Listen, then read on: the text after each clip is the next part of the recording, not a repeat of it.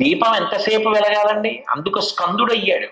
ఇప్పుడు కటిక చీకటిగా ఉంది, నేను దీపం వెలిగించాను అనుకోండి, దీపం వెలిగించిన ఉత్తర క్షణంలో ఆ ఒత్తి వెలగగానే ఆ చుట్టూ ఉన్న చీకటి పోయింది.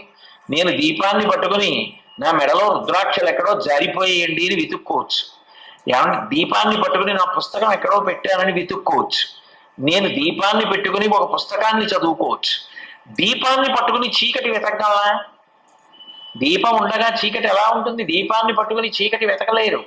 దీపం పట్టుకోగానే చీకటి తొలగిపోయింది.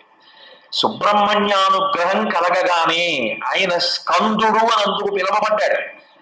దూకిన వాడు ఎట్లా వస్తాడో, మాండూక్యోపనిషత్తు అంటారే కప్ప దూకినట్టు, అట్లా ఆయన అనుగ్రహం కలిగిన వాడికి ఉత్తర క్షణం ఆలస్యం లేకుండా శ్రేయస్సు యందు బుద్ధి కలుగుతోంది.